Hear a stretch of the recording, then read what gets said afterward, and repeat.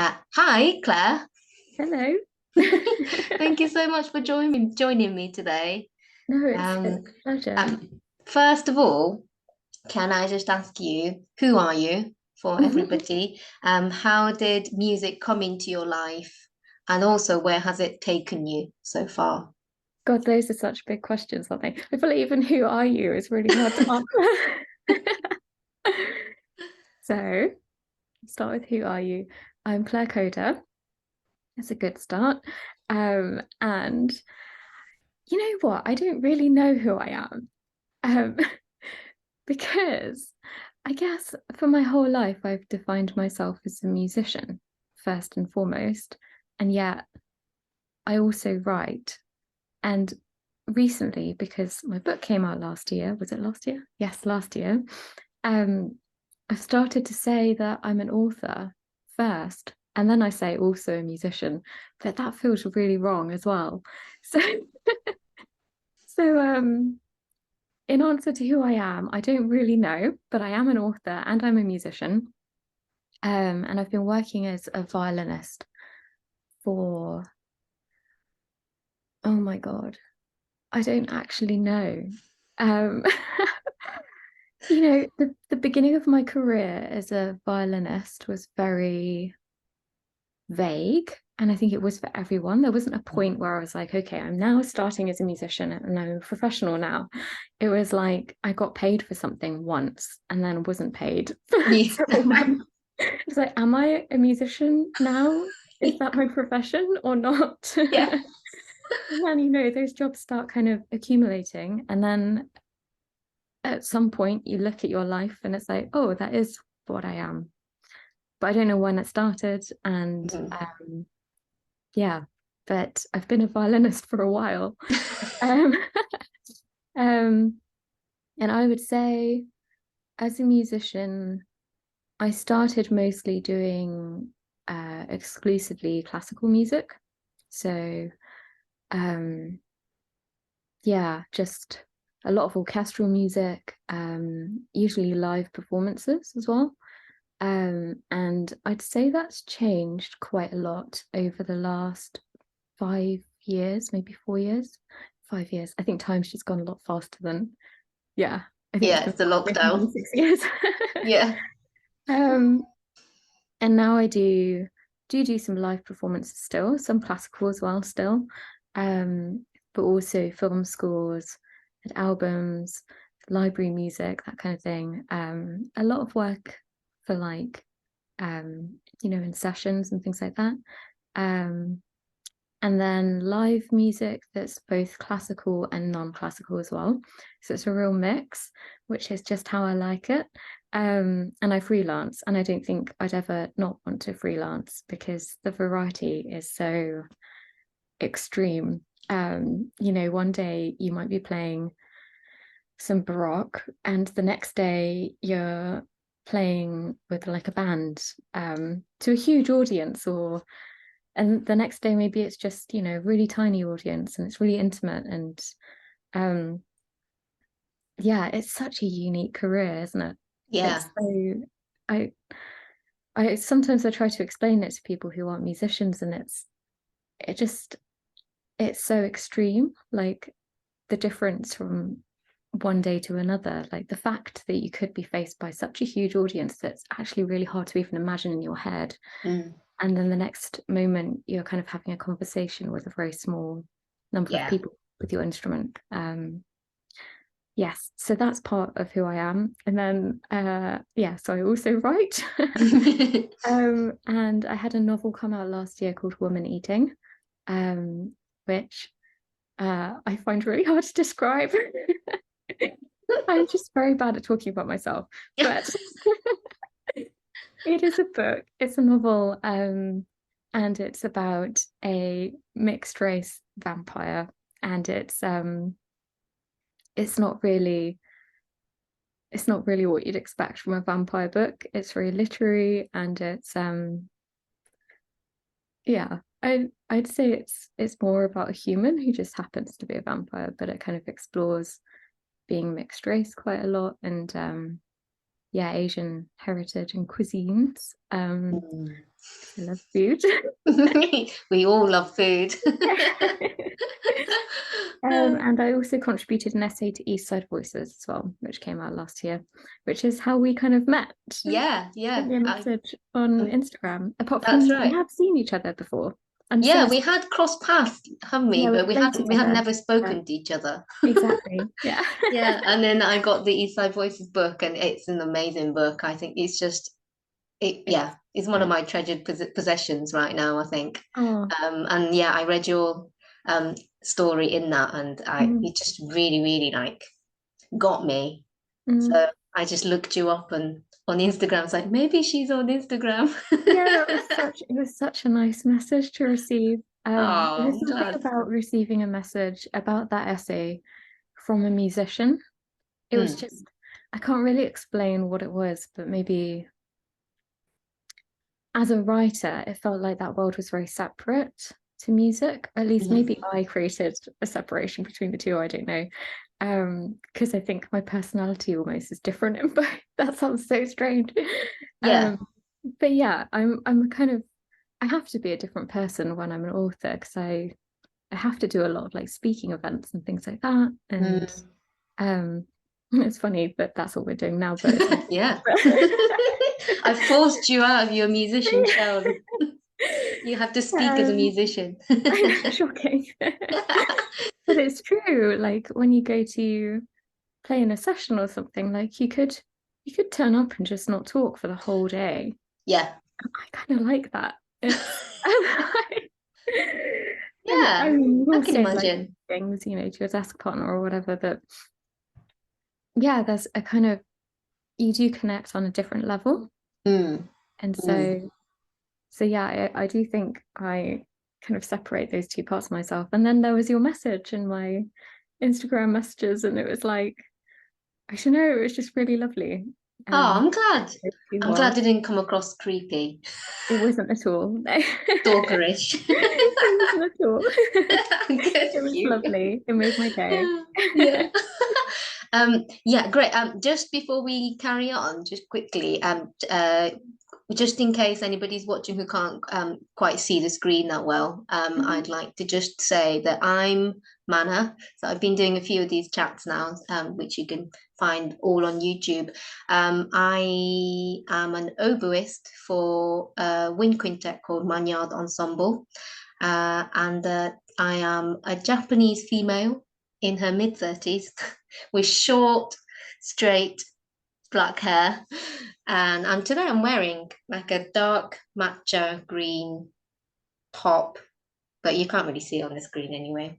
But yeah, but Claire, if you don't mind just saying a few things what Of we can see. course. So, yep, I'm Claire, and I am wearing, we've actually had this conversation already. We've been trying to define the color of our tops, but my top is kind of a moss green, I'd say, and it's kind of a shirt thing.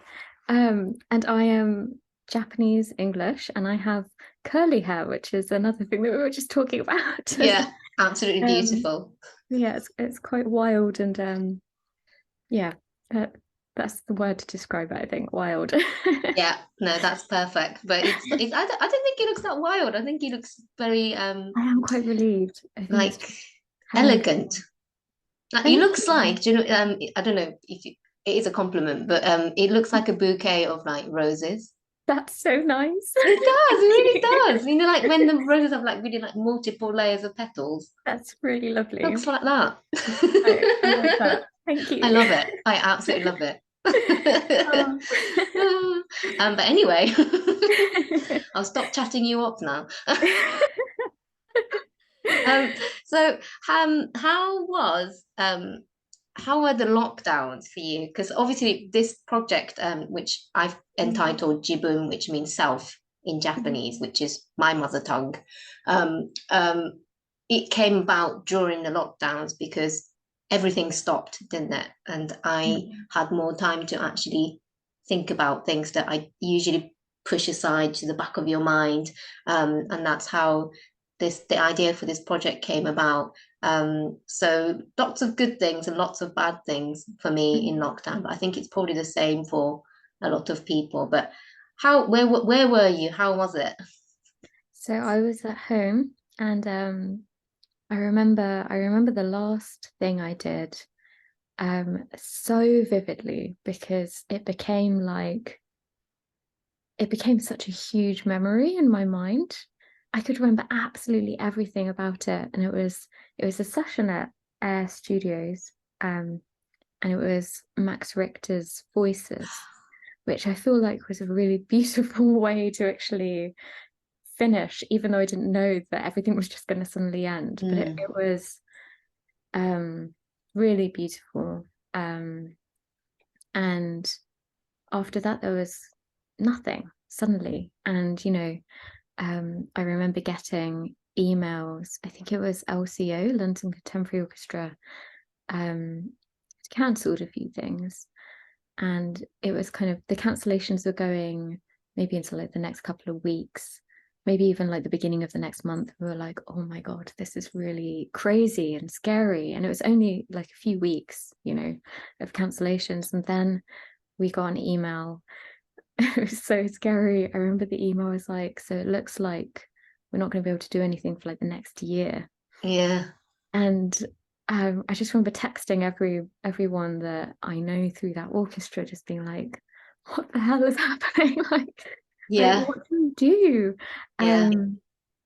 And LCU were really sweet. There was, it really was the end of projects for a very long time, but they arranged to have like a kind of Friday get together on Zoom. There was Oh. a quiz. It was really sweet. There was the sound guy as well, did a kind of lecture as well for Oh. everyone. It was really sweet. And so that was kind of, there was a little bit of kind of connection still, but everything ended so drastically. It just ended, and I didn't know it could. Yeah, I know what you mean. It was such a um strange time. yeah, and I think I felt like um it was really strange. I almost felt like the music industry or music in general was kind of like an animal, like a huge animal, and had kind of been looking after me for my whole life. And then Mm, it had gone into hibernation for a year or something. yeah, And it was, I had that kind of like relationship to it. I really did relate to it almost as like a being or something, because I care about yeah. it so much. It's not just an office closing, is it? It's Mm, something so much more than that. And actually, towards the end of, I think, 2020, I had a chat with a friend who's a musician as well, different type of musician. So she does a lot of folk music, and she plays the oud as well, and sings. She's phenomenal. And I remember she said that no one could understand how she was feeling other than other musicians. And the only way that she could describe it was like she'd kind of lost her faith. mm, And there was like it wasn't that she had lost like her belief in something, but it was almost like a god, like the presence of like something like a god had gone from her life. right, yeah. And it was so strange because I remember her saying that and just thinking, that's exactly what it is. It's Mm, like music isn't just a job. It's like this huge, like it's like a parent or something, isn't it? And it's just, I think a lot of us felt kind of orphaned at that time. yeah, it is such a Um, huge part of our identity that, yeah. yeah, I felt lost as well. When, to begin with, when everything got cancelled, and then the government was saying, oh, it'll just be a few weeks or Yeah. a Yeah. month at the most or something. And I was like, okay, well, that's just a Mm, holiday, really, isn't it? And I try not to worry about it.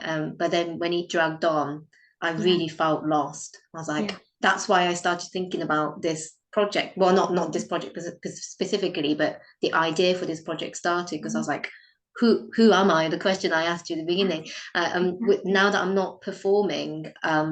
who am I? And all I was doing that was music related was teaching, because I do quite a fair Mm, bit of teaching, and I was just seeing all my students, they're all mainly teenagers, and mm, see them over the screen. They're stuck at home, and their mm, life has been completely, stopped. And it's so hard for young people. I think I felt worst mm, for young mm, people during that time, and then trying to kind of like cheer them up and play some tunes, and Oh, and it's just, and they did cheer up a little bit just talking to another human being other than their yeah, parents. yeah, and yeah. and playing making some noise together and that kind Mm, of stuff. But it was just such a horrible time to mm. be without music, and I think I even couldn't really listen to music for a bit. It was like being a little bit heartbroken, I think. I And think so many people felt that way. I mm, remember some people couldn't even touch their instruments, not and surprised. it's like that's something that's really hard to, I think, explain to people who aren't musicians. Mm, Um, it wasn't just about like losing your income, which was a whole other thing. yeah. It was, it was something like you like losing part of yourself, but not losing it because it's still there, but it's kind of Mm, like a separation from it or something. yeah. Um, I remember the point, can't remember how long it had been, but I realized that it was the longest I'd been since I was maybe 11, Mm, um, not playing music with other people. yeah.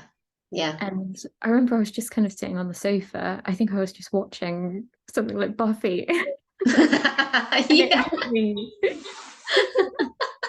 And it was such a shock. And it was like, this is new territory. Mm, Um, but saying all of that, the pandemic, the lockdowns, there was a positive side when it came to my music. And that was actually, I think that before the pandemic, I was, I do a lot of orchestral music and I kind of do what I'm told. yeah, yeah, So yeah, I turn up somewhere and the music appears and I play it yeah, and then I leave and I love that so much. But there's a process and I'm very used to that. yeah, Um, but over the pandemic, no one was telling me to do anything. yeah. And it was either I do nothing or I actually tell myself to do something. And I started these two projects where I started making music with a couple of friends, just recording remotely. And one was with the composer James Welland, who is um, one of the most talented people I know. I went to university with him, and we've always wanted to make music together, always, and we never have. And Ah, pandemic was what made us do it finally. yeah. And we almost have an album now, which Oh, I never thought would happen. that's amazing. And it's experimental classical music. Mhm. That's the best way to describe it. And it's a mix of piano, violin, koto as well, and sounds, found sounds, and James is a really great producer as well. So and we just experimented and it was so freeing. And um, like I have a very broken cello as well with a bridge that's like that. Like it's Oh, actually like a C shape. It's actually painful to look at. Yeah, don't show I it to any think cellists. it's quite a monstrosity. Um, but yeah, like I even played a bit of that, and it has a very Wow. strange sound. But we were just kind of it felt like I could be playful for the first time. Yeah. My friend Calliope as well, she's a singer-songwriter in Greece, and we have also been making some music together. And again, it was just completely free. And Mm. the way we worked was we'd send each other what we called carpets, where one of us would record something, let's say for like a minute and a half or something, and then we'd send that recording to the other person and they'd then improvise over the top. So Yeah. that initial track was always called a carpet, and then we kind of Hmm. put stuff on top. I don't know where that came from. Very Um, beautiful carpet, you imagine. but the pandemic was the first time that I felt like I was able to do that, which sounds weird because of course I had everything I needed to do that before, Yeah, but but it's I the always had time. excuses. Yeah. Yeah. It's also Yeah. not what I should be doing. I've got this to do instead.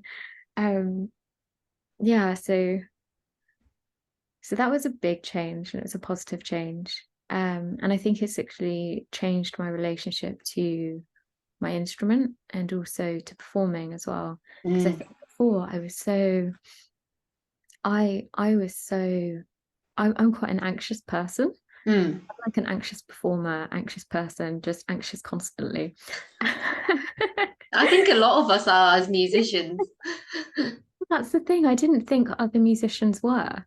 Oh, And really? that sounds crazy, but I think like the more worried I got, I guess like, I had experience of like stage anxiety as well. And in violin playing, obviously that um results in bow shake. So, you end up like really hyper focusing on your bow, which is kind of trembling on your string, and you're just getting worse and worse, and you're getting tighter and tighter as well. And when you're so focused on your own bow, you're not paying attention to what anyone else is doing. And so you think, well, everyone else is fine. Everyone's playing perfectly. I'm the only Yeah. one. And then the pandemic happened, and actually there was a tour just before the pandemic as well, which was just women, where a similar thing happened. But people started to open up and talk and actually have conversations about these things. Yeah. And all of that worry just melted away. Yeah. Yeah. And when I came back to music, I was just really grateful that it was still there for me. Yeah. Yeah, and I could relax actually on stage again Yeah. for the Yeah. first time in a long time.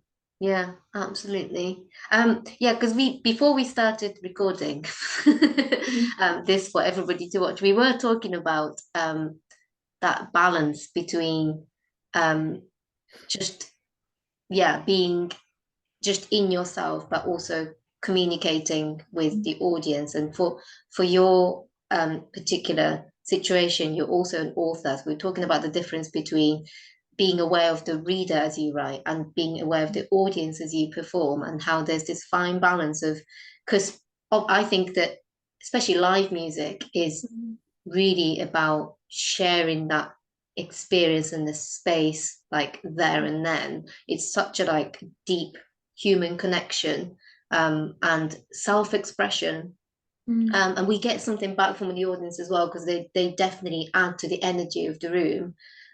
So like you were saying about, sometimes you play to like a massive stadium full of thousands of people, and then sometimes you play to just a few people in a smaller room, and how different that feels. For music, that's just such an important thing, isn't it? But like if you're too aware of the audience, it brings Exactly. out all your anxieties and self-doubt. It's And it's such a just hard like, balance. yeah. It's like if you're completely in your own head when you're playing and you're not aware of the audience at all, then there's something missing, I think. In Yeah, that performance, absolutely. it has to be a communication.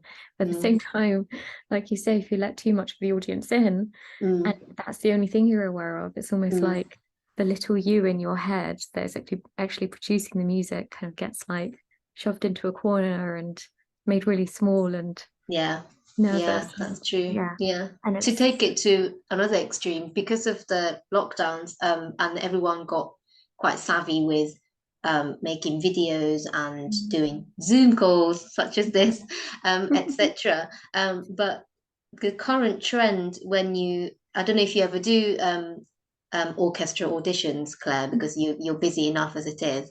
But there's a trend for orchestra jobs to just send in audition videos now, which is great because it makes it more accessible to lots of people. Like, if you can't afford the train fare to the city yeah, that they're based in, etc., you can still enter. But I find that difficult because you're just in your room with your phone or whatever device you're recording on, yeah, and you just don't have that, because even an audition is a mm, performance, isn't it? exactly. And I just think I find it really hard. So I have to like actively imagine I'm playing to someone Mm, for me to be out of my kind of yeah, self-doubt. I just, yeah, my own world. I have to think I am performing. I'm not just trying to play all the notes right. I mean, I am trying to play all the notes right. Yeah, but exactly. I'm not just focusing on that. I am trying to perform. And it's like it's a new skill that I think Mm, I had to learn because of the pandemic, actually, to really mm. think to yeah, trick myself into thinking everything is a performance. Yeah, But yeah. yeah. Over the pandemic, it must have been maybe, God, I've lost track of when all the lockdowns were, but it Well, was no, I fairly can't like remember. far into the pandemic, and it was maybe second or third lockdown or something Mm. like that. And I had quite a good opportunity to record some music for a video game. And it Oh, was cool. quite random because it was the Transformers. Amazing. So weird.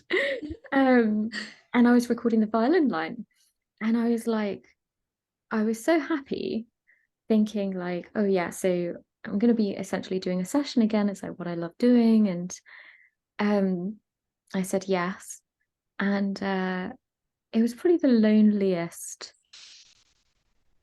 one of the loneliest experiences of my life, actually, because I'm so used to actually doing that kind of work with others. And I Mm. didn't realize how important it was to actually be in a room with all those other musicians. Yeah, And I was just in, I think, my bedroom with the mattress up against the wall for acoustics, yeah. um, in my pajamas. So I didn't even bother getting changed. No. And with a mic and my cat at my feet, even my cat Oh, eats my loneliness. Um, just recording into my laptop, and yeah. it was such an empty experience. And then listening to the sound of the other musicians who had been playing as well, and I also became such a perfectionist. Oh my God, I did so many takes. Yeah. What should have been like maybe, I don't know, 10 hours work, I'm pretty certain I did like 40. Yeah. It was extreme. I was Yeah. I should not be the one to judge my own playing. But there's nobody else almost, is there? There's no one to Exactly. give you feedback there and then, so you have to do it yourself, Yeah, and it just exactly. spirals out of control. I Mm, agree. Yeah. yeah. And then there were things like roadworks, which, Yeah. You have to stop. Yeah. yeah, I don't know what it is about this road, but there are always roadworks at the worst moments. And there were at like multiple days when I was trying to do this recording, and then there were people doing DIY, and Yeah. it was like I don't know what it was, but it was just I hated it so It's really much. depressing. Yeah. It really was. And I felt Yeah. really bad because I knew that it was work Mm. and there wasn't much work. Yeah. And Yeah. there were so many people who, weren't getting any work. And I was talking Mm. to musicians who were thinking about retraining as plumbers. And Yeah. I remember someone was talking about trying to become a digger, which there was a Wow. grave digger advert on I can't remember what jobs board it was, but there was a lot of talk about Yeah. people just actually not looking for music work anymore. And I Mm. felt like I was very lucky to have that work, but it was awful. It's tough. It's tough. I Mm. had a similar issue when we tried to do all the Zoom teaching that somehow our road went through a phase of having electricity works done Okay. like for like a whole week. So we couldn't teach because obviously when the electricity goes off, internet goes off. Oh no, oh So God. we're like texting parents saying, can't teach today because we got no internet, but you're not Oh, allowed to go anywhere, so you can't even go and find internet elsewhere. So then you just, you have to exactly, reschedule yeah. everything, and yeah, little things like that you never used to think about when you were Exactly. just working normally before. It Yeah. just suddenly it hits you how like precarious it all is. Mm. Yeah. Yeah, it was quite, and yeah, because for me, so the Maniard Ensemble, the wind quintet that I'm in, we've been going for, well, actually nearly 10 years, 10 years as an ensemble, but I've been with them 9 years. So we've been playing together in that small group of people for a long time. So I think we have such a connection. They might watch this and go, "What are you talking about? We don't feel like that about you." But when we play together, we sit down together. When we play together, like it just works. It's a bit like when you just sit down with a group of friends, then you just start chatting and everything just happens naturally and you have a great time. Like it is like that, but via music. But obviously we couldn't do anything together in the same room. So we did bits of like remote recording, put it together stuff. But it was just like, yeah, I was really sad like when we put it all together and listened back and I could hear all my, the other Manyard members playing through my earphones and then mine on top. And I was like, oh, look, that's Susie playing the flute and that's John playing the horn, it's Kanja.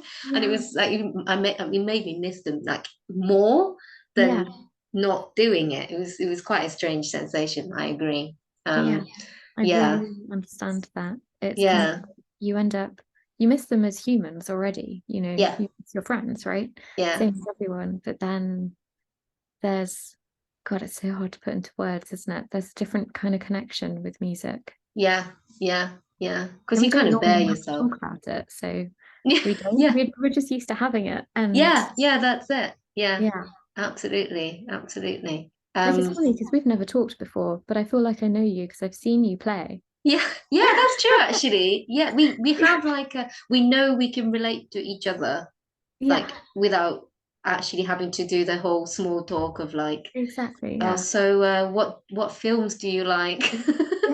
Or exactly. like we already know that we will understand each other. I think that's an amazing thing. And it's so unique, I think, to music. Although I think it is unique to music, the kind of depth of that, maybe. I mean, it's such a thing. Maybe. Because other art form, I imagine maybe dance is similar, perhaps, but that's a lot more physical. But I think there is so much of like magic that happens for that moment, isn't there? And then it disappears, and then next time you perform the same piece, it will be different. Like I imagine dance is very much. I'm a ballet fanatic. I love ballet, so and any form of dance, I really love watching. So I always think how things intertwine in different art forms really fascinates me. Can I ask you a little bit about you growing up? Oh yeah, of course you can. I think that was actually one of your first questions, wasn't it? And I completely missed it. Well, it's okay. So because so we obviously your mum is Japanese, is that right? But I'm fully Japanese, although I came to England when I was 13. So I've lived in the UK much longer than Japan, and I feel more if I had to choose, I think I feel more British, although on paper I'm fully Japanese. I'm not even naturalized. But it's I think so I started playing the oboe back in Japan to join the wind band because that was a big thing in Japan, and then I came over to go to specialist music school here. So music really brought me from Japan to the UK. But how did you start? Did you start playing the violin first, or did you play something else first? So I started playing the piano when I was 4. And so my parents didn't have much money while I was growing up. But music was something that they felt was important for me to have. My dad didn't have that in his life at all. So at that time, this was when I was really young, he was a pub sign painter, which I don't think cool. a job that even exists anymore. But you know those like wooden swinging signs? Yeah, he'd paint those. That's amazing. Yeah. So he did that, and he also did all sorts of little things like fruit picking and tomato picking, and then he was like a gallery assistant. But yeah, his work was always, in a way, actually kind of similar to music in that it was seasonal, or sometimes it was there and sometimes it wasn't there. And that kind of, it's funny because my parents didn't have much money, so in a sense, like, you might expect that to have been a bad thing, but actually I think it gave me the ability to have a job like music, being a musician, and not Yeah. really worrying about what that work looks like. I think I learned from my parents that I can always make things work. Mm. Um, but anyway, my mum is from Japan, and she was really shocked that in England, children don't learn to read music. Some Yeah. children do, like maybe private schools, and like it depends kind of on what school you go to. But she was really shocked that people just, it's not normal to be able to read music here. And I think for my mum, she recognized that music was a way of actually communicating with people who don't speak the same language as you. Um, and so she was really adamant that I learned to read music. She always says she didn't expect anything of me, and she really didn't expect me to become a musician. But I started piano lessons and I loved it. And my piano teacher was a bit scary, but he was great. He looked a lot like Beethoven, which is Oh, really wow. I know. Which kind of I think explains why he was scary. And yeah, so I learned piano for a while, and then I picked up violin when I was, I think, 11. Um, and I remember the first violin I saw was my dad's, I think his relative, Colin, I think maybe his cousin, I can't remember, basically brought this violin and like gave it to me. And I don't know whether he owned it or I always thought he got it in a boot fair, but I'm not entirely sure. And it had no strings and no bridge, but I was Oh my obsessed with goodness. it. I loved it. So it couldn't even make a sound. It was just an object. And for some Oh. reason, I just loved it. And I had Ah. to learn.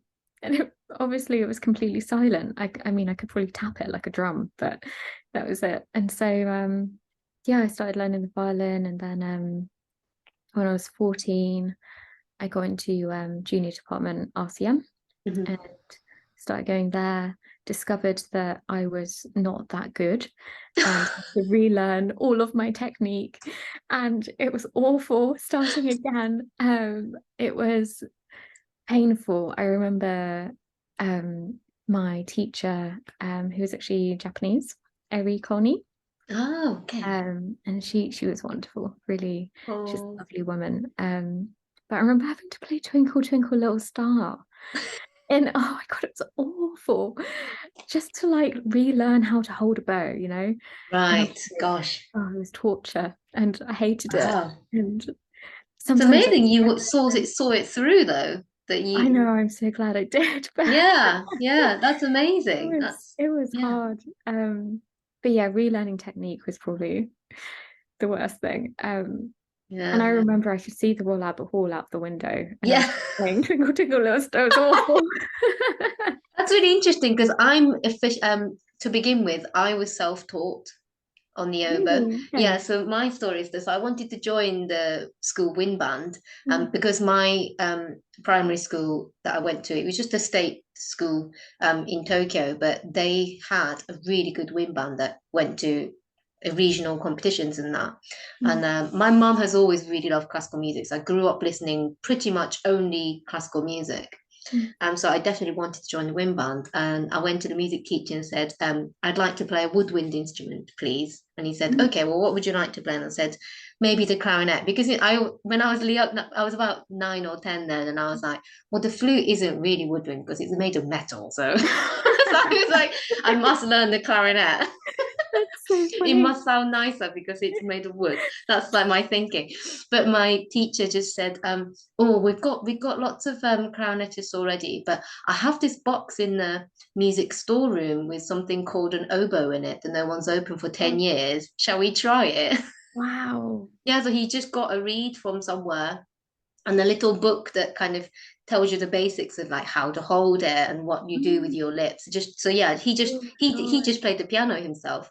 So he just opened this book and then we were Wow. in his office and we put it together, put the reed in and just like and it made the sound and I was like, this is It made the great. sound. Wow. Yeah. And then I just took it home and I just taught myself the fingering. So it's funny because when my mum realized how serious I was about it, she decided to buy me an oboe. Bless her. Like again, we were that she's a single parent, so and I'm youngest of four children, so it's quite a big undertaking for her to try and buy an oboe, but she did. And I remember going to this very fancy oboe shop with all these oboes displayed in the glass cabinets, and I was like, oh gosh.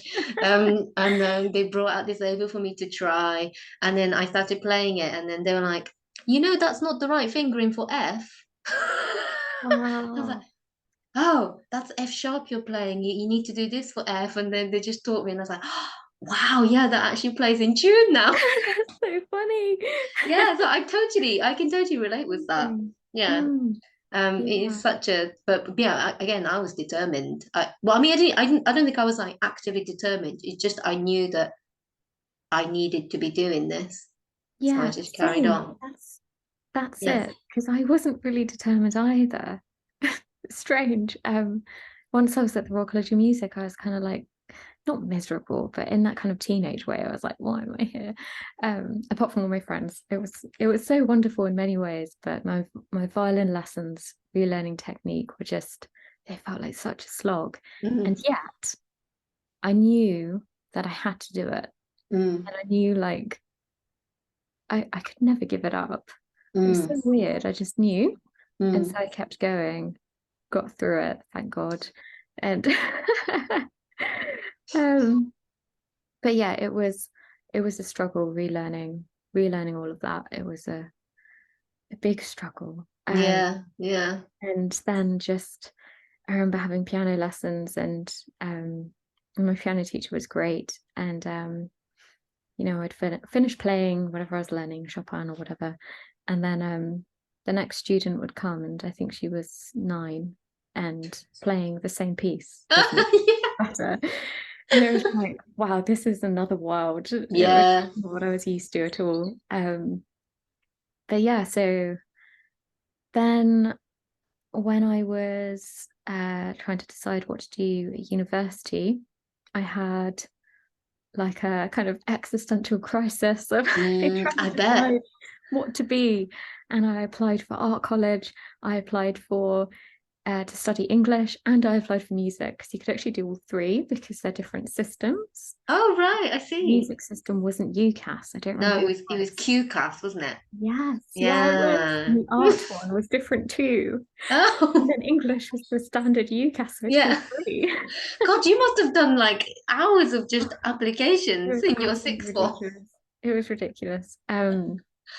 Anyway, I took a gap year in the end. I just couldn't decide, and I Yeah. worked over that year, and then eventually just applied at university to study music, Hmm. and hoped that it would give me some freedom to do music and other things at the same time. So I had lessons at Royal Academy this time, and yeah, and at the same time I was working as an artist's assistant as well to try to keep Wow. that part of me alive. And yeah, and I was writing articles for the student newspaper as well, so that I could go to exhibitions for free and restaurants for Wow. free. Yeah, yeah, yeah. And restaurants. That's a good way of doing it. For me, my student part-time job was ushering at the Royal Opera House in Covent Oh Garden. yeah, So such a I good got to idea. see operas and ballets for free. Oh, So that was my amazing. freebie. Yeah, Yeah, you got to find perks, haven't you? This is where exactly. we differ because I've only ever been good at the oboe. Like there was no choice for me. I just knew from the age of 10, I knew the oboe is what I do. Wow. But like for you, it sounds like you had lots of options, which is amazing. And I used to be a child actor actually when I was young. You. Yeah, so I went to theatre school and I did all the musical theatre Oh training. wow. Okay. And then I stopped that and just focused on ballet because I used to do ballet. When I Mm. started doing ballet when I was 3, but like I was never going to become a ballet dancer. So then when the oboe kind of came into my life, it just clicked and I was like, this is it. So I love lots of different Wow. things, but Mm. I know that for me, my identity is an oboist. So I've Mm. never had to think about anything else. So I only had to do QCAS. I didn't bother with UCAS. And Wow. but I was lucky in that sense that I didn't have Yeah. to think about it. But I mean, Yeah, some musicians have that sort of kind of crossroad feeling, like even once they start their career as a musician, do you know what I mean? And that's probably something yeah. you can relate to because you're just so good at everything, Claire. I think for me, I felt like I was meant to pick one. Mm, right, And yeah. I don't know where I got that impression from. It wasn't my parents. They Mm, always were like, keep doors open, keep mm. doing what you love. Um, but I always felt I was meant to pick one thing. And Yeah. yet I could not imagine ever not being a musician. Mm, And then I was like, but then does that mean I have to give everything else up? And so yeah. I kept going almost secretly. I didn't tell many people I was writing, for instance, while I Oh, was a right. musician. Um, Actually, I did have one bad experience with an orchestra where they found out I was writing and then decided to not hire me anymore. I know. That's interesting. Yeah, they said that they wanted people who were entirely focused on music. Yeah, there is that feeling that music, I think it's a good and bad thing because to be a classical musician, they Mm. think you've got to be fully committed and that Yes. is your life. Yeah, Yeah. there is that idea behind it. I agree. Oh gosh, Yeah. that I It can't was, believe that actually I was so shocked. happened. Yeah. And then yeah, and this is one of the things that I think the pandemic has changed. Suddenly Mm. people who were already doing other things have kind of said, "Oh, I've been doing this for ages as well." Or people have started doing other things as well and have Yeah. realized, I think, that like we don't have to just be practicing all day, every day, and not doing anything else. In fact, Mm. I think that is quite unhealthy. Yeah. I think a lot of people have realized that there is room for other things as well, even just hobbies, Mm. which I feel like before the pandemic, it was, I don't know, I wouldn't even want to talk about a hobby, I think. Yeah, I know what you mean a little bit. Yeah, because that's interesting. Because so Anna, who the clarinetist that Yeah. joined us for the concert and also Mm. did the chat, which is on YouTube, Mhm. everybody. But she picked up crocheting. Really? Yeah, during pandemic, and she was posting her creations on Instagram, and she then got really into just wool in general, Mm. and she bought herself a spinning wheel. So she learned to Wow, spin her own wool. really? Yeah. Wow, So that's yeah, so things like cool. that. And she's always been so busy as a clarinetist. She's touring Japan all the time and Mm. also doing lots over here. And yeah, but that's like such a classic example of and I know the bassoonist in my ensemble, she's got her sewing going and knitting going, Mm. and she's well, I mean, she was doing that before anyway, but it just Yeah, became such a big part of her life while the yeah, bassoon was on hold. And yeah, I agree. Like it kind of unleashed everyone's creativity in all directions because they felt exactly. liberated to do so. Yeah, So yeah, both good and bad come of that, I think. And yeah, I yeah. think it's yeah, I that's think really also interesting. fixers um are now completely understanding of Mm, when a musician has, for instance, another income stream. mm, Um, it's there's so much more just kind of understanding, and people are a lot more open, I think. yeah, But yeah, I've met a lot of musicians who are writing as well, which is really nice. interesting. Yeah. That kind of it makes sense if you think about the fact that we lost so much over the pandemic. I think a lot of people were looking for another way to express themselves. So, Yeah. but yeah, that has been a positive change for me because it's always been something I've kind of worried about in the back of my head, like, oh, if I become a writer, am I just going to stop getting work as a Mm, musician? And actually, that hasn't happened. And in part, I think it's because people understand now and share things more. Actually, a while ago, I was on a tour with the Heritage Orchestra, mm. which is like Pete Tong and the Heritage Orchestra. It's a very, you know, Yeah, yeah. it's very non-classical, That's um, great. but really fun. Um, and a lot of the players are older than me, so a lot of them are parents. And it was probably the first time I shared with any other musician that I was doing other things other than music. And lots of those players were as well, because they had families to support. Some of them had businesses. One, I think, ran a kind of like, I want to say canoe club. It was something to do with boats, but That's cool. yeah, and it was just such a relief to just know that I was allowed to Yeah. Yeah. just as this, other thing. But yeah, I don't know if I've answered your question. I don't remember what your question I think was. we were just chatting, aren't we? We're just kind of we're just sharing thoughts. Yeah, But yeah, no, this is I thought. lovely. Yeah, no, absolutely. Yeah. So this project does focus on a little bit on our East Asian side of identity. Ha Obviously, I don't know what it's like to be you, but I do feel like because I've lived most of my life over here than Japan, I do have an inkling of kind of what it is to be other, but also inside I don't particularly feel other, but I think I look very other. But I think yours is kind of more to an extreme level of that, because obviously you are British and Japanese, like Yeah. I don't know, you could say equally, I don't know, but that is just so part of you. Mm.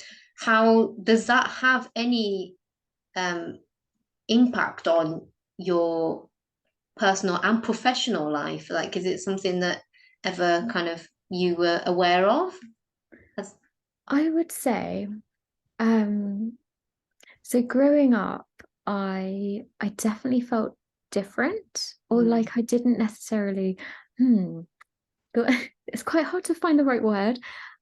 I often say that I felt foreign, Okay. but I don't know whether that's the right word either. But one thing I talk about quite a lot is the fact that being mixed race, you're not the same ethnicity as your parents. So in your house, your mum is one of your ethnicities and your dad is another one, but they don't have the experience of being both. And so you're kind of this unique thing in the middle. And it's not the kind of normal experience of foreignness. Perhaps it's more uniqueness. I don't really know what it is, but I remember a long time ago, primary school, I wondered whether there was a place that I might belong completely that was geographically between England and Japan. And funnily enough, when I traced the line and met my fingers in the middle, it was Kazakhstan. And I was going to say, was it Kazakhstan? it was, and the strange thing is I meet a lot of Kazakh musicians, and a lot of the time they come up to me and ask if I'm from Kazakhstan. Yeah. Because my hair's curly. And Yeah. curly hair is quite common in Kazakhstan. And so it's this really strange place thing of like, is that where I belong? That's so interesting though. What a coincidence. Like, it is such a coincidence. Yeah. But yeah, so I've always kind of like wondered about belonging. But actually now I think I'm happy not belonging. And I think that's where I belong. I don't know if that makes sense. It does. Yeah. And I belong somewhere in between where there's like a group of us who just don't really know where to go. And maybe you're there too. I am actually. Yeah. I'm similar to you, that because when obviously I grew up, I spent first 13 years of my life in Japan, where I am one of the majority. I just fully Japanese. But then came over to Manchester, UK to go to the music school. And I never thought about me looking different to begin with. I was actually like ecstatic to be there, because it was just a school full of kids that love music. And Yeah. that's all that mattered to me at the time. And I was just so excited. And I remember going home to Japan for the, so I started at the kind of in April time, because that's the beginning of academic year in Japan. So I came to Chets halfway through an academic year. And then, so did the summer term, and then went home for the summer holidays, and then came back in September. And I remember arriving beginning of September and then going down to the practice rooms and how excited I felt to be back. And I'd only just spent one term there, but I was so happy to be back. Like I still remember that feeling. But then, like as I got older, and I think once I left Chets and come to London, where it's actually more diverse than Manchester, I started noticing my foreignness more, ironically. Yeah, so I totally I can totally relate to what you're saying, that we in that weird group, in the group that's like we don't know where we belong. We just there together. So that's what's binding us, that we don't know where we belong. So we belong to each other. Yeah, exactly. I think that's it. Yeah, absolutely. And I think actually growing up, so when I was like a young teenager, where I did feel like I belonged, and I was reminded by how you said you went down to the practice room and you felt like so happy to be back. I felt like that actually whenever I did anything like a kind of orchestral course. Yeah. When I'd arrive and it would be like I was home. It was just all these young musicians coming together, and I felt like they were all a bit kind of like, they didn't really know where they belonged. Maybe they went to schools where there weren't many musicians, and it was, and we all arrived on these like courses or on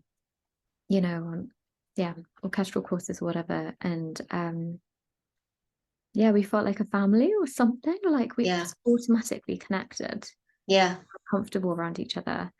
I got that from music, definitely, like a kind of thread of belonging throughout my whole life. And then it is different as an adult, though. I mean, we're working now, and there's, I don't know whether it's an age thing as well. I don't know, but I don't know what it is, but it is different as an adult. Yeah. And I think actually, I don't know about you, but like I'm married to a fully British person. And so I now officially have families that aren't Japanese at all. And I think it has definitely changed my how I see myself a little bit as well. Like I feel like I've got somewhere else that I belong in this country, very specifically in Cheshire in England. And then I have lots of friends in London, and I have family dotted around in Japan and in the UK as well. So yeah, like that you're describing that kind of music as actually like a sense of home. Like a metaphorical, like spiritual home, I guess. That's exactly it. I think that's a really important thing for us, because we are a little bit everywhere. Exactly. Everything everywhere all at once. I had to drop that in there. Oh my God. But yeah, absolutely. I can totally relate with that. No, absolutely. Yeah, so I think well, before I just maybe round off, I might just ask you just one more question. Sure. So which I can't remember what it is now. I do this a lot. Another thing that's affected my identity, actually, this is going a bit depressing, but because I developed long COVID about a year ago, and there are things that I can't do physically that I used to love doing. So this is why I just my memory is terrible now. I used to have quite good memory, and also reading, man, because I used to love. I grew up a bookworm. Like when I was a primary school child, if I wasn't playing the oboe, I was in the library. Like I was literally just either oboe or book, and then ballet class in the middle. But yeah, I can't read as well now because I can't. concentrate as long. But anyway, so I can't remember what the question was. So I'm gonna just maybe ask you another time when I can remember. So yeah, that's another effect that it's had on me as a I actually was person. going to say something and I've completely forgotten what it was as well. You, it's not just me. Just oh God. What's your Um excuse? oh my God, what was it? Um oh, I don't know. Oh, I was gonna. I'll ask you something else. Is that your koto behind you on the wall? Yes, yeah, it is. Yeah. Oh, yeah. I Yeah, wondered. actually, so yes, this one is from SOAS, How is it? who very kindly gave me this instrument to just use indefinitely.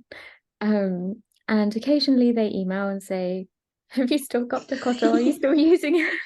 Is it still intact? And yeah, exactly. They don't even ask that actually.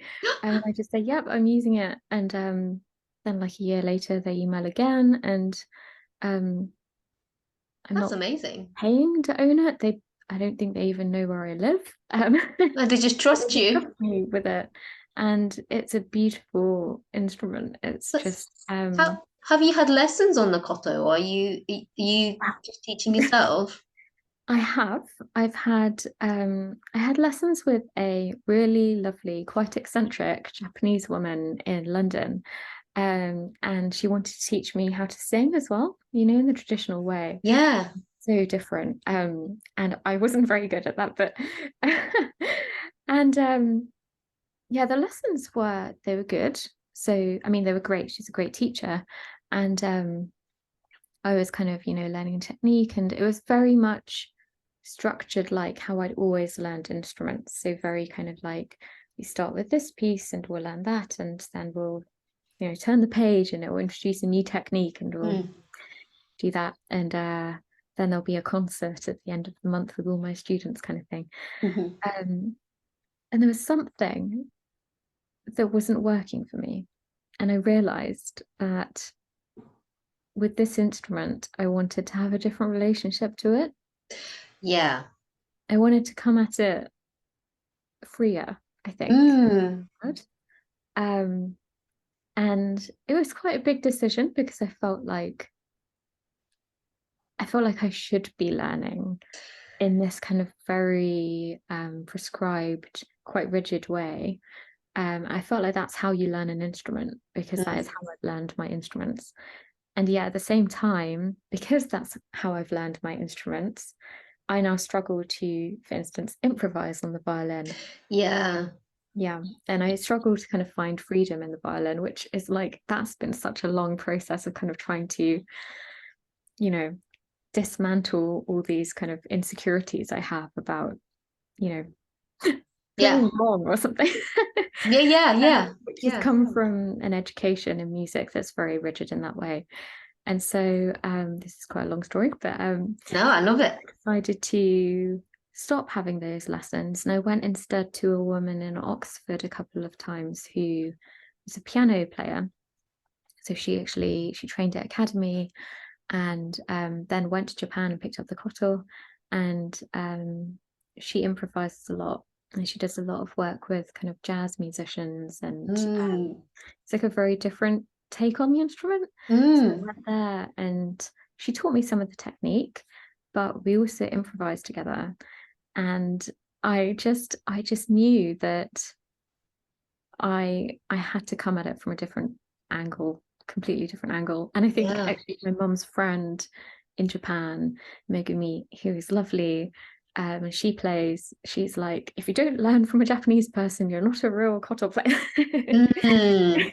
So that's same as like Western classical music, isn't it? If you're gonna learn the violin, you got to learn it this way. Yeah, Exactly. I think it exists in any culture. It's exactly that. It's Yeah.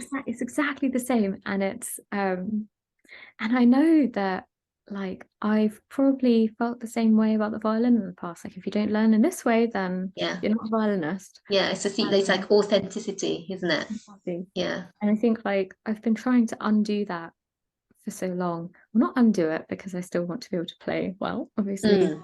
in a classical setting. Um, yeah, so with the koto, I've been really careful about how I've been learning it. And yeah, it means that I can really experiment with it and be free with it, which I love. Yeah. And I'm really selective about kind of like projects that I do with it as well. And it's really nice having an instrument that I don't have any pressure Yeah. on myself Yeah. with. You know, I don't put any pressure on myself for one, and no one else's either. That's Yeah. great.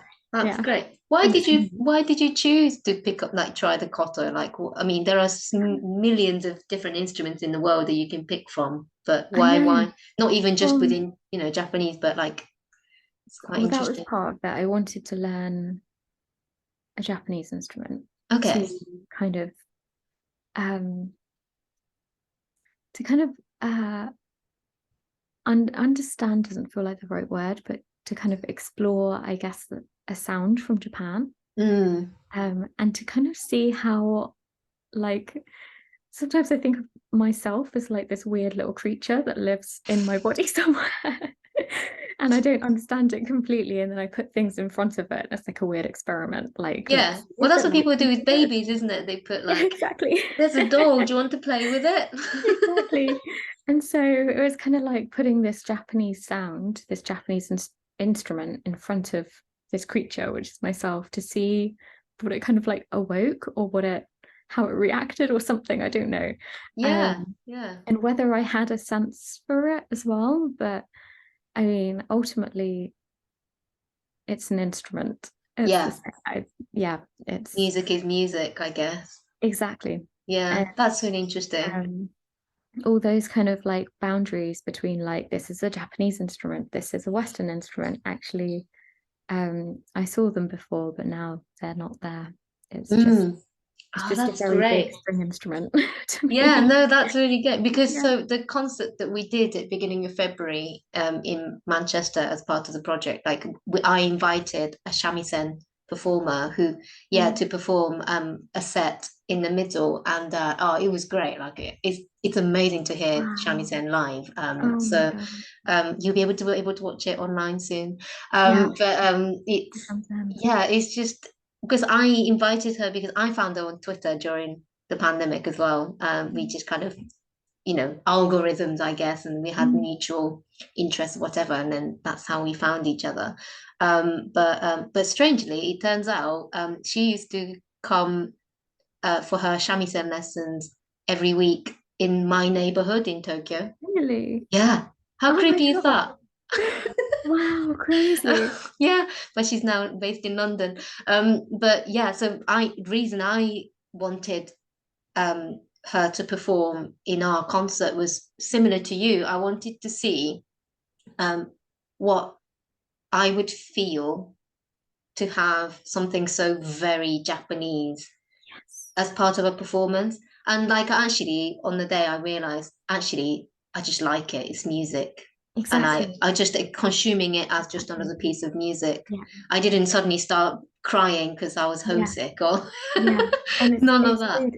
It's not those sounds aren't like a reflection of you and your Mm. identity. They are just sounds. Yeah, And I yeah, think it's been, yeah, that's a realization that I had that um yeah, I guess it's kind of unhealthy in a way to attach something to like my Japanese identity, for instance, and then sure. feel like, can I access that? Like, is it me? But really, it is just an instrument, it's just sound. And it's the same Yes, with food as well. yes. Like, you know, eating something very Japanese doesn't mean that I'm more Japanese. It's just food that I like the flavor of. Sure, yeah, yeah, yeah, that makes sense. Because this, and that'll make me think of, we're going on for a long time. I'm going to split this video into sections. I don't want to stop. But I spent a stint early on in my oboe playing, like professional career, Mm. of playing about 20 shows of Madame Butterfly. Wow, okay. Yeah. So this was like one of the Interesting. first professional work I ever did as an oboist, and I had to play, of all the operas, I had to play Madame Butterfly over Oh my 20 times.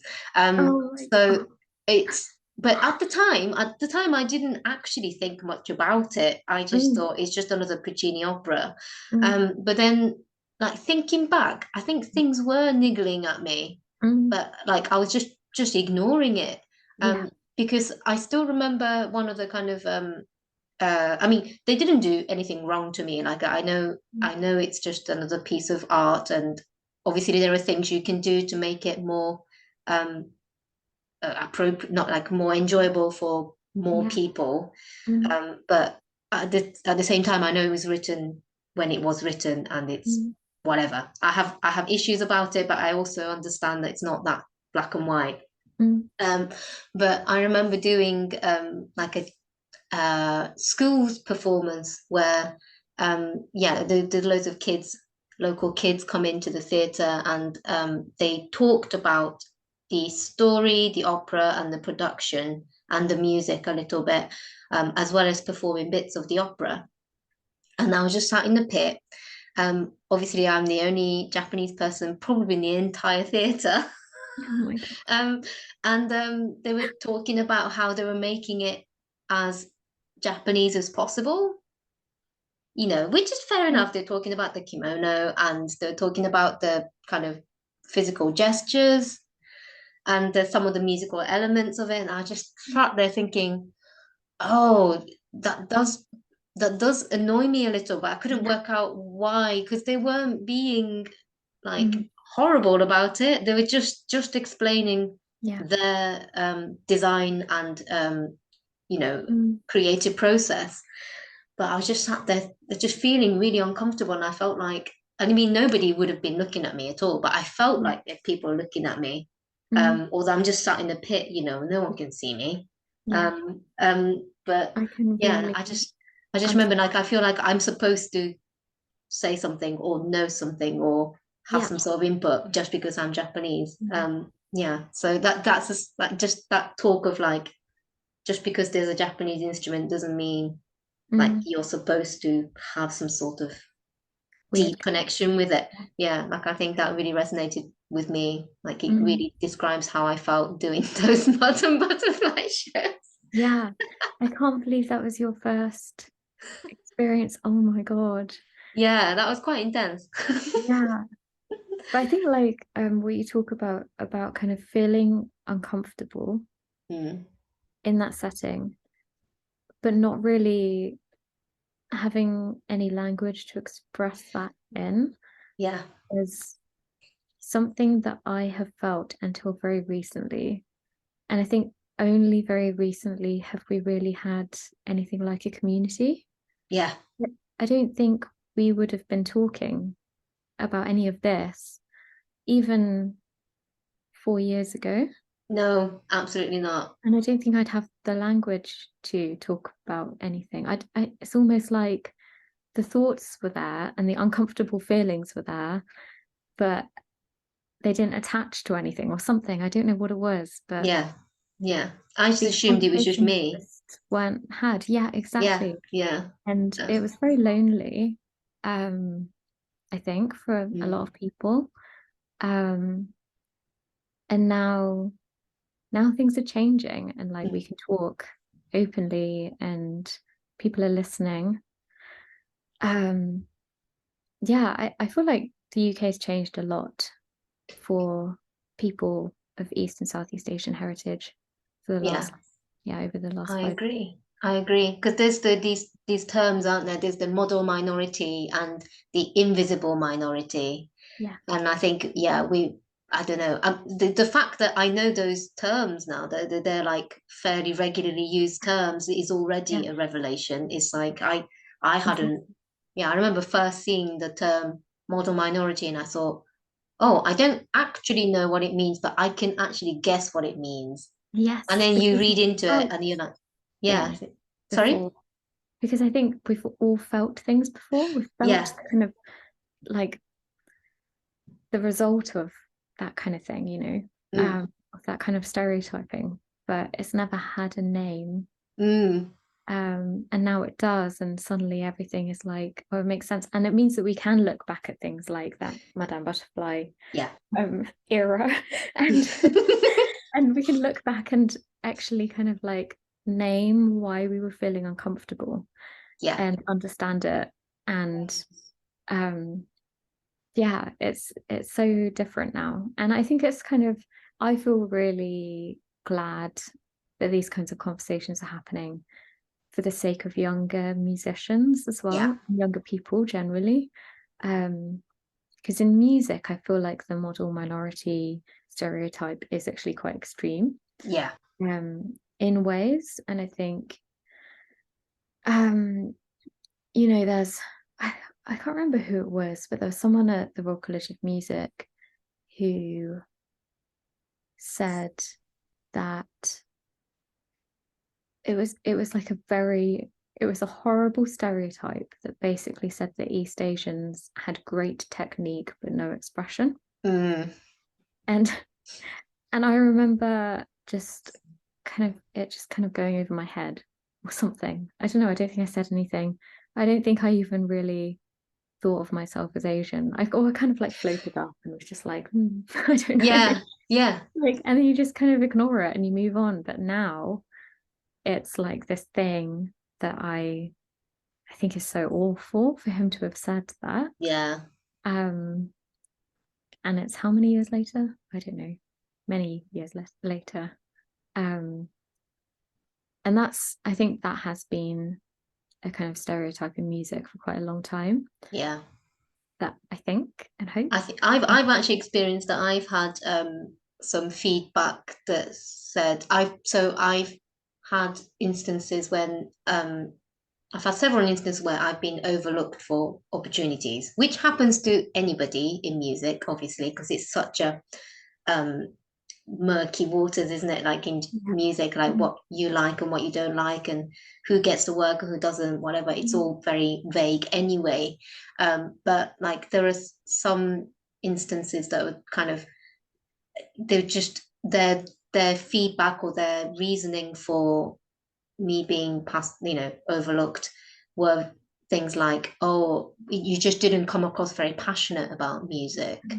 And I'm like, this literally all I've been doing since the age of 10. Like all I want to do since age 10. And I used to be, I've always been quite an emotional person. So like I was just like, really? Okay. But I was like, maybe I don't show it enough. Or like I just thought it was my fault that it wasn't coming across.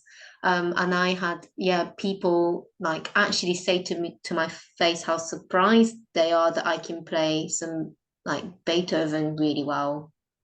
Things like that. It's like, why wouldn't I be able to play Beethoven and like connect with it? Like what exactly? But obviously what it is, isn't it? So it's just, I think it's something that we've all actually experienced individually. So it's not it. I'm when I first started reading other people's experiences, not just in music but just generally being East Asian, I was like, oh my goodness, I wasn't imagining it. Wasn't just all in my head. So one of the first things that I had that moment was the But Where Are You From podcast by Viv from BC. That was actually one of the first things that I came across. And I just absolutely loved it because BC girls, they're so great. They're just so open and I recorded an episode with them actually. Yes, you did. I've listened to it. Publishing industry. They're so good. No, they honestly, they did so much for me to like start thinking about it and being able to talk about it. So it's just such an amazing thing. It is. I think when it comes to music as well, there's this kind of misconception that if you're Asian, then your parents forced you to learn an instrument. None of your passion comes from yourself, and therefore there is no passion. None of what you're playing is something that's kind of connected to you as a person. It's come from your parents. And that's something I've always felt. People always assume that that's what happened with me as well. And the thing is, even if that was the case, a person can still find passion in music, you know?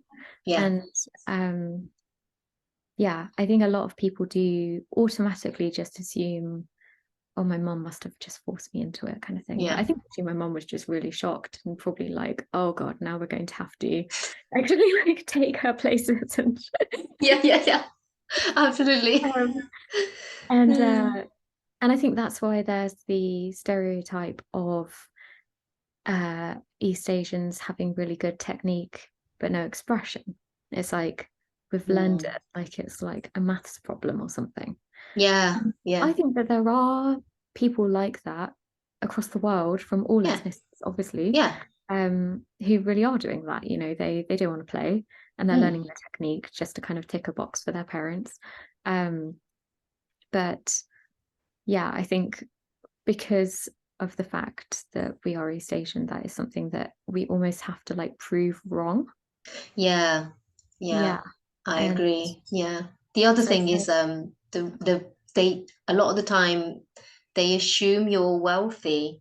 yeah, I oh don't my know if God. you had that, but Oh my God. yeah, I'm just I have an issue with that. I know because I'm actually fully Japanese on paper, I had to pay international student fees Oh at God. the Royal Academy, and also well, not at Guildhall because they had a scheme where you didn't need to, but at the Academy I paid overseas fees.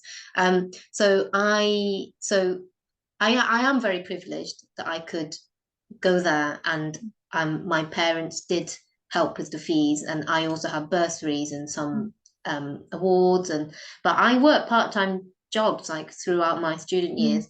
But you know, people until they knew that just assumed that I Yeah. was just from a really rich family, and Yeah. it's just yeah. Even one of my teachers, I think, assumed Mm, until I actually started saying, I need help with, mm, could you please write me a reference for this scholarship application and mm. blah, blah, do you know of any others, blah, blah, blah. I actually started asking them for help, and they were like, oh, you don't have money. Yeah. This really annoys me. For some reason, like this is one of those things that really annoys me. But I think you're so right that when people see someone of East Asian heritage playing an instrument, they think wealth, Yeah, wealthy family, um, middle or upper middle class or higher. And it's so yeah, it's so strange and it's dehumanizing in its own way. yeah, Yeah. And yeah. it's strange, isn't it? Because it's like that shouldn't affect, like wealth shouldn't really have anything to do with you as a musician. Mm, And yet I think that the idea that we must all be wealthy also feeds into the idea that we've been made to play an instrument and that we're good at technique and have no passion and all of that kind of thing. But yeah, it's really annoying. I find it really yeah. Because I think there's also like a in arts in general, there is like a romanticization of the struggling artist, the Mhm. suffering artist, isn't there? Yeah. So like even in music, like you got to love to do it. You got to love music to be doing it. But if you're just rich and someone just paying for it and you're just doing it just because, then Yeah. you're like excluded, aren't you? Yeah. So I think that's why a lot of people, yeah, think like, oh, well, your parents must just be paying for you to get good Mhm. education abroad. So, you know, so that you can be married off to a wealthy family Yeah, or something. exactly. Another stereotype. Exactly. Woohoo! Yeah. Yeah, I just yeah, I'm like I'm actually here because I love the oboe and that's all I Mm, want to do and that's who I am and just let me play. yeah, I exactly. think it's the silent battle that we've all been fighting, isn't it? Exactly. Yeah. I Uh, remember actually the guy who said that East Asians are uh, really good at technique but not expressive. I remember the context he said that to me was it was like a quartet at Royal Collegiate Music and he was the coach and he was saying it because he was saying, but you're an exception. Your techniques are really bad, but you're extremely expressive. So is that a compliment or is that I know, exactly. And it was oh like, God, oh, I'm such just mixed feelings. don't know what to say to that.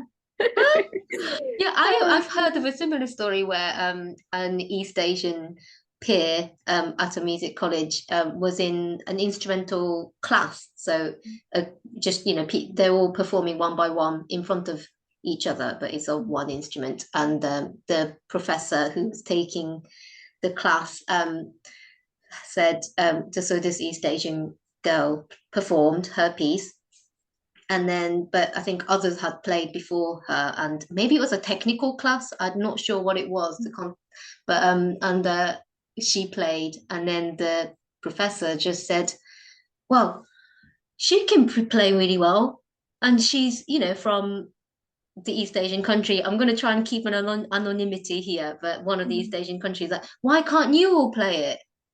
oh my God. When I heard this, not from the East Asian girl in question, from one of the other people in the class, told me about Mm, it afterwards, not even thinking that would personally affect me either, because she was just telling me the gossip, basically. yeah. Because the Mm, other students in the room were quite offended as well, mm, and I don't yeah. know what the East Asian girl felt either. But Yeah, it's like literally totally. offended every single person in that room in Yeah, different yeah. ways. I was like, wow, that's quite an Yeah, achievement. yeah. That's Um, crazy. I feel yeah, like a lot of people in music do get away with that kind of thing because yes. it's such an old world.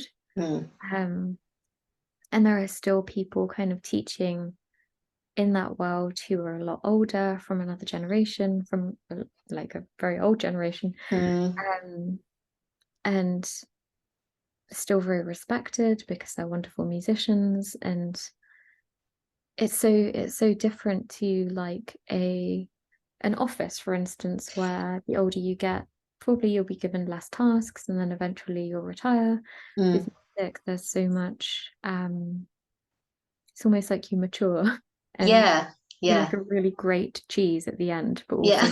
really offensive. Cheese. Yeah. The So stinkier the better, right? yeah. And so I think people get away with a lot. Yeah. Um, and at least while I was, when I was at the Royal College of Music, I was really young. I was never gonna kind of stand up and be like, you can't say that. Maybe people are now. I don't know. Yeah, maybe. I Maybe don't know.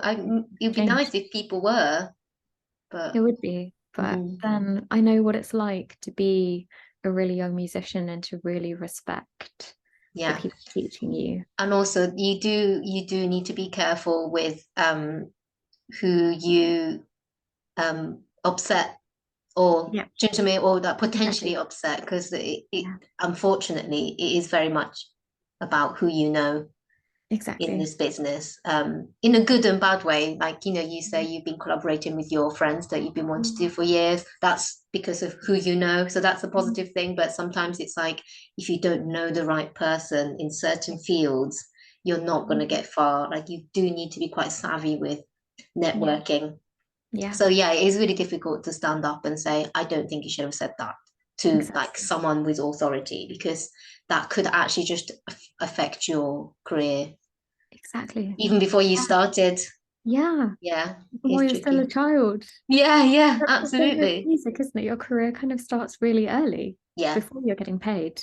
yeah, Um, yeah, I it's really agree. strange. I mean, I'm Yeah, playing with people who I have known since I was 12, and yeah, like yeah, I didn't know they were going to be my colleague, or that they yeah. already kind of were. Yeah, Um, yeah, that's true actually. Yeah, like your yeah. school friends, because especially for me, because I actually went to a full-time specialty music school. Cool. So Yeah. like Wow. literally you're just Yeah. bumping into your school friends at work Yeah. still. Exactly. Yeah, no, it's amazing.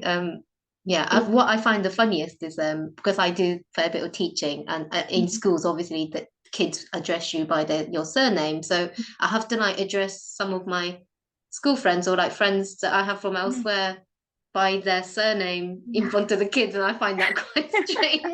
It's like, I remember when Oh, you were like 10 and I had to isn't call you that Mr. funny? So and so. I mean, it's so nice. It's so Yeah, nice to it is have nice that. too. Um, Yeah. but then you're also right about how it is about who you know. And if you're coming in as an outsider and you're older and you didn't grow up with people, it's suddenly so much harder. Yes, absolutely. And then other things like, what if you're just a very shy person? Yeah. And yeah. And like, what if the fixer likes the people who are a bit louder? And it's like, yeah, that can absolutely. get complicated. That reminds me, actually, there is a great article I read on BC website about being shy, seeing how it's seen as a negative thing in Western culture, but it's a positive thing in Asian culture. It's such a, that was a really good read if anyone wants to have a read. But yeah. That's interesting. Yeah, no, it's really interesting. Like, it makes you think, because I'm not particularly shy, as you can tell. But yeah, I think it's an interesting thing, because I think if I went back to Japan, people would probably think I'm far too loud. That's the thing. I thought I was shy, but I don't think I am. Exactly. I'm just quieter than a lot of my friends. But when I go to Japan, I'm really loud. Oh, really? My family are like, wow, you talk a lot. Really? Yeah. Gosh. And I think I'm maybe a little bit too outspoken as well. Yeah. And a shy doesn't even begin to be part of my identity when I'm in Japan. And it's just not something that's perceived when people talk to me. Whereas here, I think a lot of people would say I'm shy / quiet. Yeah, right. Okay. Interesting. So that's quite strange. That's one of the weird things of being in between two cultures, I think, is like you think that you're shy and that's part of your personality. And then you go to Japan and you're not shy. You lose that part of your identity. Exactly. Oh, that's so interesting. Yeah.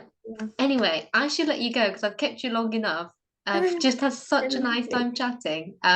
So thank you so much. And I hope we'll get to chat again soon and in person. Yeah, absolutely. Yeah. So thank you so much. And find other videos on YouTube as well, everybody watching this. And thank you so much. Anna is great, just for everyone to. I've never actually met her. All right. And again, it's exactly the same thing with you. I've played with her, and I know her face. I know her playing, but never spoken a word to her. Oh, well, maybe we need to do a three-way. Yeah, we need to definitely do a yeah. Only thing is, it's very confusing because it's Mana and Anna, but you're okay.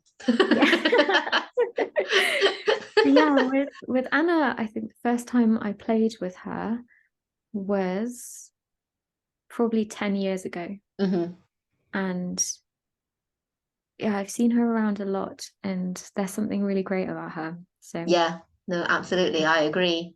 We love her. She's a great musician as well. Yeah. Anyway. Yeah. Thank you so much. It was really lovely. And I hope we meet soon. Yeah, thank you.